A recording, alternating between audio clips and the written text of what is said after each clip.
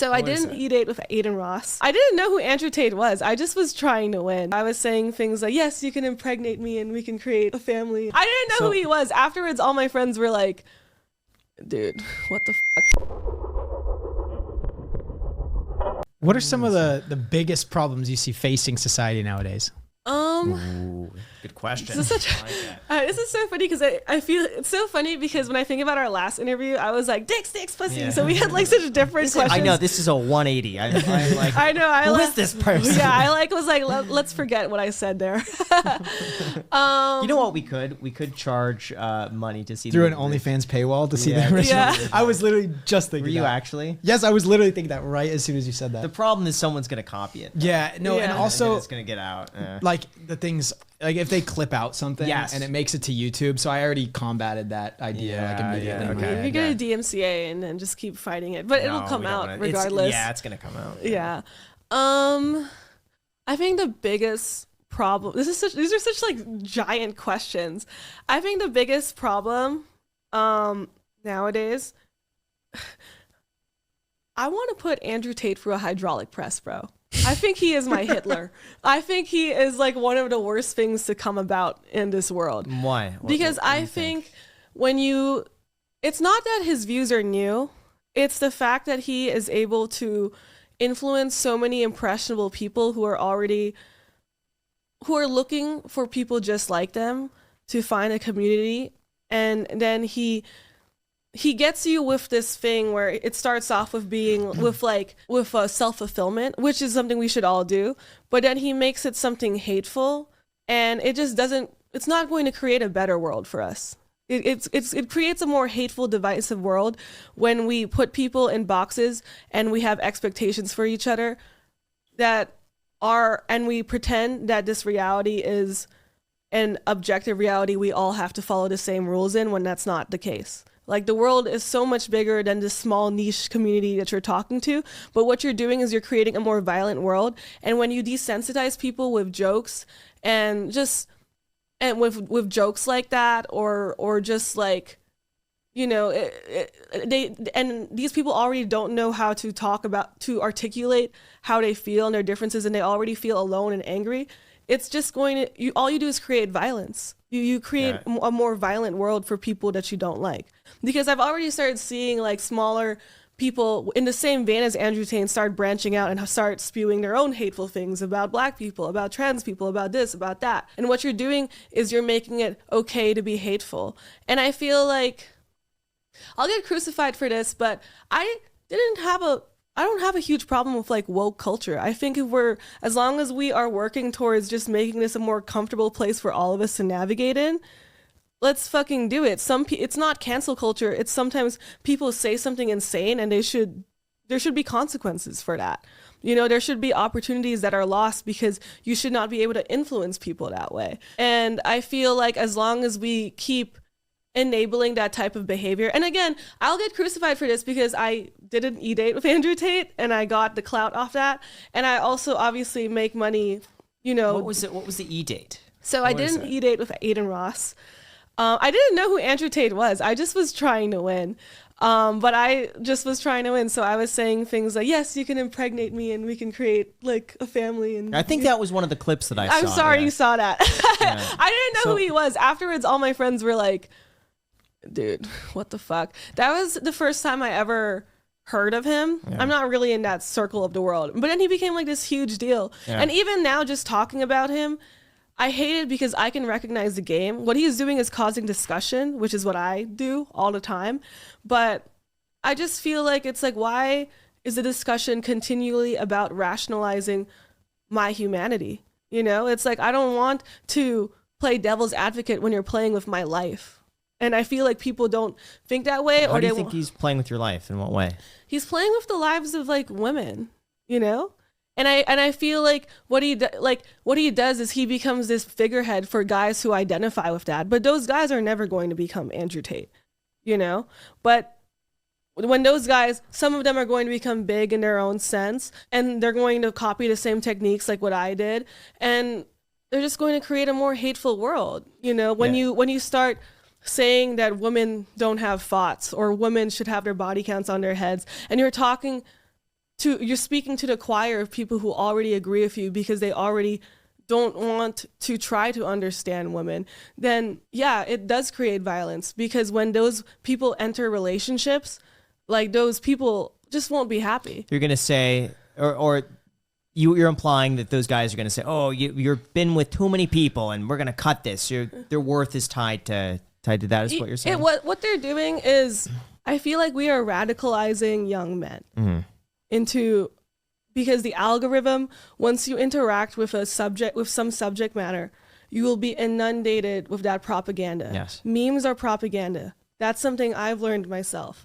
Like, the more you, like these children are being radicalized, and it's going to create a worse world. Like, it's increasingly becoming more difficult to call out people when they say something insane, right? Like Kanye West saying something about George Floyd overdosing on fentanyl, or saying something about Jews, that should not be a thing you should be comfortable saying. Yeah. So why is that even a controversial take? You know, like, I'm going to say that right now. It's going to get clipped. People are going to fight in the comments. But why are we even at this point in society where people even want to rationalize that?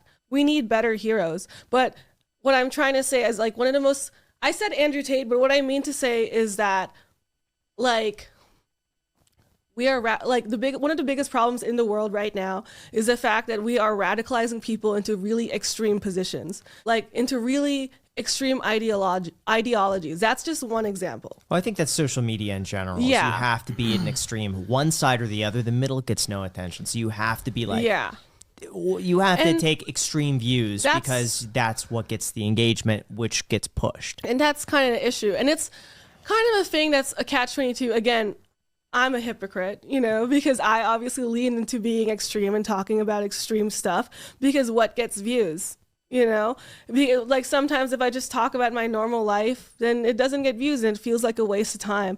But those choices are very brave, you know, because sometimes you don't want to say those things because I don't want to say this, and then I'll lose my social media because the difficult part is, I feel like there's not a lot of self-help out there for young men.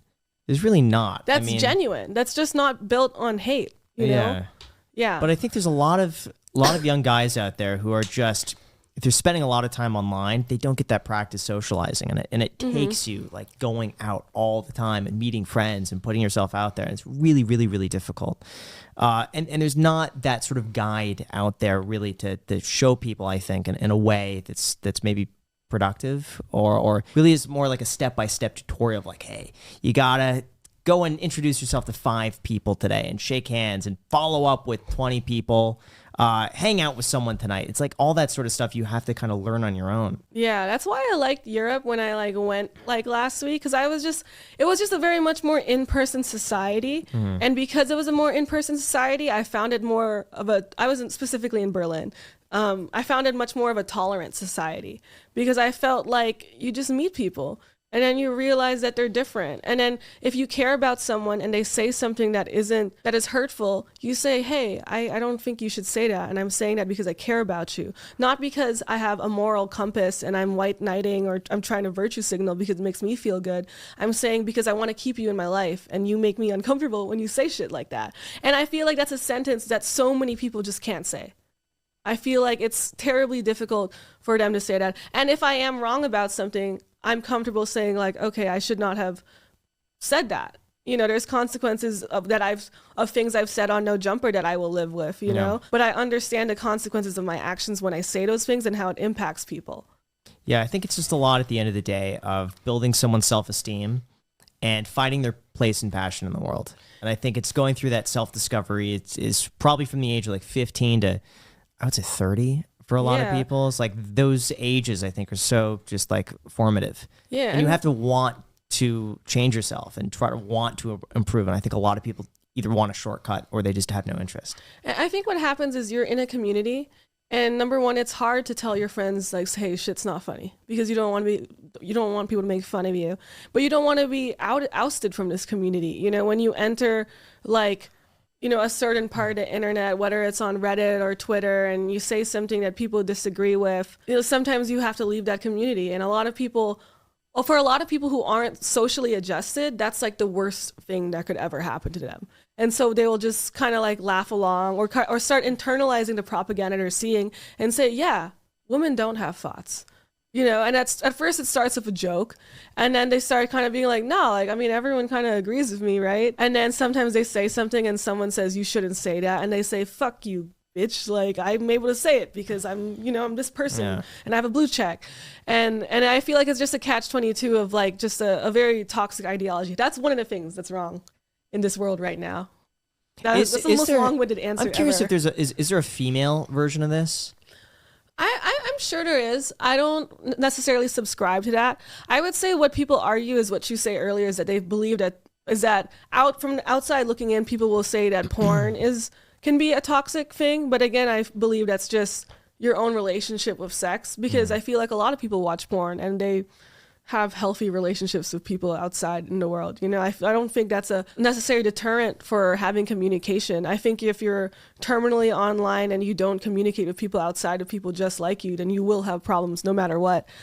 I feel like I'm sure there are like toxic female things. I feel like with women, a lot of the toxic things that are part of like certain communities exist in retaliation to the way they feel about men. Probably. You know? You know what that reminds me? On Reddit, there's the thing. What was it? The red pill. Mm-hmm. The opposite of that I heard on Reddit, and I read some of this. It's wild. It's called female dating strategies. Oh, wait, I've seen that, and some of that stuff is so funny. Oh my gosh! We should pull up. We should just pull up like one of the top threads and see what they say. Okay, some of their stuff is so funny. Okay, actually, I lied. I definitely have some female friends who I feel like, again, have like, I think the problem is just having like weird expectations about the other sex for whatever reason, like feeling like you owe me money or like whatever because I have pussy and whatever, and then weaponizing sex to kind of make sure that you do my life. I don't know, but I just feel like just grow out of it. Like, I think get your own money. Like one thing that's being propagandized, if that's a word, on the other side, to maybe not a similar degree, but just in general, is like the hate all men type thing, which I've heard a lot. And in fact, I actually went on a Tinder date with someone who and she hated said all she men, subscribed to the hate all men ideology. Oh, which didn't really make sense to me personally because she was on a date with me. Yeah. But it didn't necessarily make me feel very secure nor confident in the. Was she like joking or No. was she? No. I think when women say that, I like to think what they mean is they don't like the systemic things that patriarchy has created over the history of time that have made living and navigating this world as a woman difficult. Or maybe she means the actual male race. I don't know. I think that they're probably combining the two. Yeah, you yeah. know, like because of this, you should think this. You know. Yeah, yeah. I think it's. See, the thing is, in terms of like men, incels and femcells, I guess I kind of see like where this pain comes from, but it's just like it's so misguided.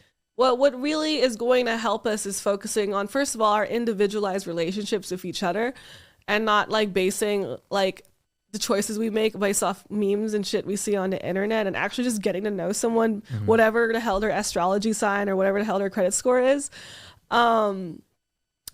Yeah. I think it's just the extremism on both sides. It's really hard to think for yourself because it's a lot easier just to be told what to think. Yeah. Especially from people that are put in positions of power, right? Where if they have that blue check, you're like, oh, I should believe them. Or some sports celebrity says something and you're like, I should believe them because they're successful in their given niche.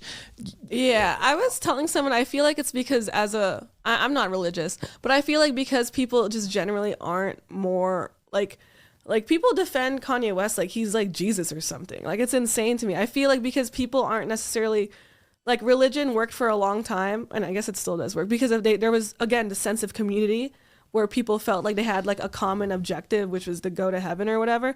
And now it's like I just feel personally connected to Tory Lanez no matter what he says or does, you know. And I feel like because of this like intense celebrity culture where we're seeing all this news and these people can pay each other off to like post like whatever propaganda they want, like a lot of impressionable people are able to just choose sides and like really stand their ground and loyalty with about these people they don't even know.